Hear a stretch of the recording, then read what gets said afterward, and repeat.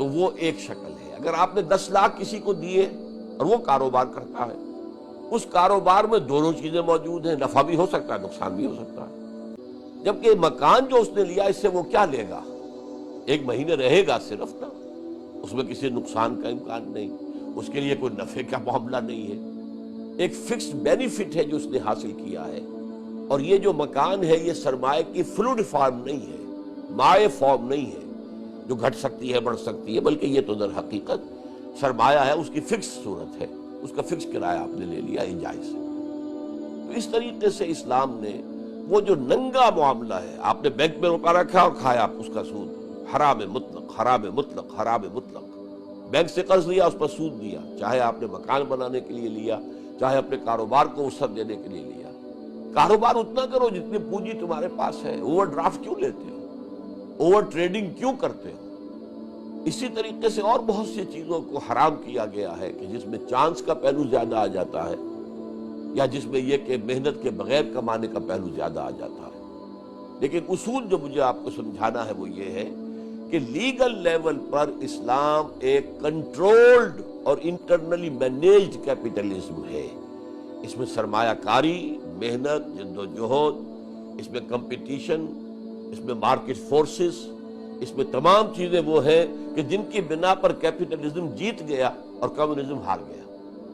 لیکن یہ ہے کہ اس کو کنٹرول کیا گیا ہے، سرمایہ کو چین کیا گیا ہے، اسے جو ہے پابند کیا گیا ہے، کچھ اس کے اندر جو ہے زنجیروں میں جکڑا گیا ہے۔ یہ جن جو ہے یہ پوری معیشت کے اوپر چھا نہ جائے کہیں۔ میں یہاں ذکر کر دوں کہ جب انسان نے کرنسی ایجاد کی تھی تو ایچ جی ویلس لکھتا ہے اپنی ہسٹری آف دی ورلڈ میں کہ انسان کو معلوم نہیں تھا کہ کتنا بڑا طوق اس نے اپنی گردن میں ڈال لیا ہے۔ اس سے پہلے انسان کی اکانومی کیا تھی؟ Barter system. ایک آدمی نے کھیت میں کام کیا، ہل چلایا، گندم پیدا کی ہے، ایک آدمی وہ ہے جس نے سوت کاتا ہے اور پھر کرگے کے اوپر بیٹھ کر اس نے کپڑا بنا ہے۔ تو یہ ایکسچینج کرتے تھے، بھائی تم اتنی گندم مجھے دے دو، یہ 1-2 تھان کپڑے کے تم لے جاؤ۔ تو اس کے اندر کوئی جمع کرنے کا، کوئی سٹور کرنے کا، کوئی ہولڈنگ کا کوئی امکان ہی نہیں تھا۔ کتنی گندم آپ ہولڈنگ کر لیں گے، کتنا کپڑا آپ اپنے پاس رکھ لیں گے۔ لیکن جب کرنسی آ گئی، سونے کا اتنی مقدار جو ہے یہ اتنے 100 من گندم کے برابر ہے، اور سونے کی یہ ڈلی اتنے وزن کی اتنے 100 تھانوں کے برابر ہے، تھان کپڑے کے، کھدر کے۔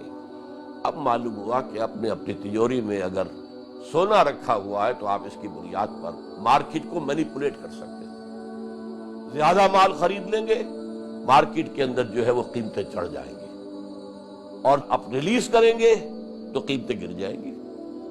اس کی بنا پر مارکیٹ مینیپولیٹ ہو جاتی ہے صرف اس وجہ سے کہ آپ نے ایک کرنسی ایجاد کر لی۔ اب ہوتے ہوتے کیا ہوا؟ پیپر کرنسی رہ گئی۔ پہلے تو کم سے کم کرنسی وہ ہوتی تھی جس کی اپنی انیشیل ویلیو تو کچھ تھی نا، انٹرنسک ویلیو۔ سونا ہے اگر 1 تولہ ہے تو اس کی یہ قیمت ہے، چاندی 1 تولہ ہے، 1 روپیہ جیسے ہوتا تھا 1 تولہ چاندی، اس کی قیمت انٹرنسک بھی ہے۔ پھر پیپر کرنسی آ گئی جس کی انٹرنسک ویلیو کچھ بھی نہیں، کاغذ ہے۔ جیسا کہ آپ نے سنا ہوگا کہ جب گلف وار ہوئی تھی پہلی، تو اس کے بعد جو درہم تھے عراق کے، وہ ردی کے بھاؤ جو ہے وہ تل کر بک گئے، ان کی کیا حیثیت رہ گئی؟ کچھ بھی نہیں، ختم ہو گئی، کرنسی 0 ویلیو ہو جائے۔ تو اب جو ہے اس کے لیے کم سے کم ابتدا میں یہ کیا گیا تھا کہ آپ جتنی کرنسی ایشو کرتے ہیں پیپر کرنسی، تو اس کے مطابق کم سے کم اتنا % اس کی قیمت کا سونا آپ کو رکھنا چاہیے اپنے پاس، اور اس پر لکھا ہوتا تھا کہ یہ ڈالر کوئی شخص اگر پریزنٹ کرے گا، اتنا تولہ جو ہے سونا وہ اس کے عوض حاصل کر سکتا ہے، وہ کلیم کر سکتا ہے کہ میرے یہ ڈالر ہے، مجھے گولڈ دو۔ اب وہ معاملہ بھی ختم ہوا، کوئی گولڈ کی بیکنگ نہیں رہی، اور کوئی بینک جو ہے پابند نہیں ہے، کوئی حکومت پابند نہیں ہے کہ وہ آپ اگر $100 کا نوٹ ان کے سامنے رکھیں کہ یہ میرا سونا مجھے دے دو، وہ نہیں ملے گا۔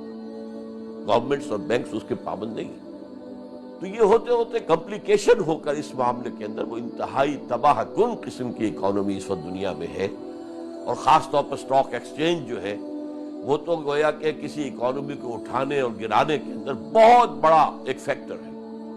آپ کسی چیز کی حصص خرید لیجئے، اس کی قیمت بہت اونچی ہو جائے گی، ایک دم ریلیز کر دیجئے، وہ زمین میں بیٹھ جائے گا۔ اور آپ کو معلوم ہے کہ اسی طریقے سے East Asian countries, South East Asia کی کنٹریز میں سے کئی کی اکانومی کو بٹھا دیا گیا. ایک شخص اس نے پلان بنایا اور اکانومی ختم ہو گئی. اس حوالے سے اسلام کا نظام میں پھر دہرا رہا ہوں کہ ایک نظام روحانی ہے، ہر شے کا مالک اللہ ہے، ہم صرف امین ہیں، امانت دار ہیں، کسٹوڈین ہیں، ٹرسٹیز ہیں، اور جو کچھ تمہیں دنیا میں ملتا ہے چاہے تم نے کتنی ہی محنت کی ہو وہ اللہ کا فضل ہے، تمہاری محنت کا ثمرہ نہیں ہے. نمبر 3، جو کچھ ملا ہے اس میں تمہارا جائز حق صرف تمہاری ضروریات کی حد تک ہے، اگرچہ ضرورت کو وہاں پر ڈیفائن نہیں کر دیا گیا، ہارڈ اینڈ فاسٹ رول نہیں ہے، یہ آپ کا وارنٹری ہے کتنی ضرورت آپ اپنی کم کرتے ہیں. اور چوتھے یہ کہ جو کچھ اس کے سوا ہے وہ اللہ کی راہ میں دے دو، غریبوں کو، مسکینوں کو، یا اللہ کے دین کی اشاعت اور اس کے اقامت کی جد و جہد میں.